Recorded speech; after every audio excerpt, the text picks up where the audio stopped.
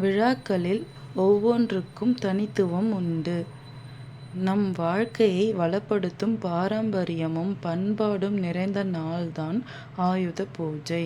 இன்று இந்த நாளில் அர்த்தம் என்ன, அதன் வரலாறு என்ன என்பதை பார்க்கலாம்.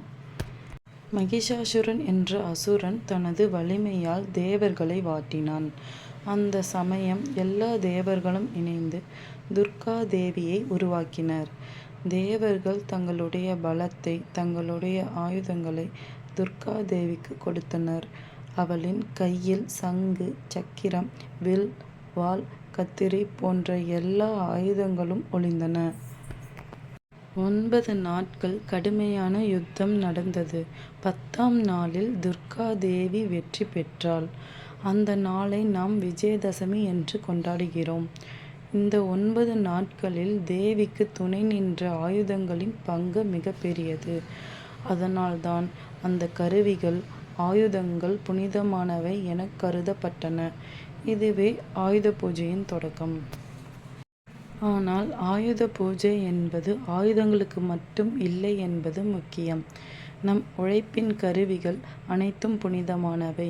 விவசாயிக்கு கருவேலம், கைத்தொழிலாளிக்கு ஹம்மர், மெக்கானிற்கு ரெஞ்ச், மாணவர்களுக்கு புத்தகம், பேனா.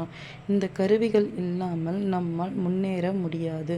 அதனால் அவற்றுக்கு வணக்கம் செலுத்துவது, நன்றியை சொல்லுவது நம் பண்பாட்டிற்கு அழகான முகம். நீங்கள் ஒரு கிராமத்திற்கு சென்றால் அங்கே ஆயுத பூஜையின் அழகை காணலாம். விவசாயி தன் நிலத்தில் கருவிகளை அலங்கரிக்கிறார். மெக்கானிக் தனது வண்டிகளுக்கு பூஜை செய்கிறார். பள்ளி மாணவர்கள் தங்கள் புத்தகங்களை வைக்கிறார்கள். ஒவ்வொரு வீட்டிலும் ஒவ்வொரு தொழிலும் மகிழ்ச்சியாக கொண்டாடப்படும் நாள்தான் ஆயுத பூஜை. ஆயுத பூஜை நமக்கு சொல்லும் உண்மை என்னவென்றால், உழைப்பு என்பது தெய்வம், கருவி என்பது துணை. அவற்றை மதிக்க கற்றுக்கொண்டால் வாழ்க்கையில் வெற்றி உறுதி.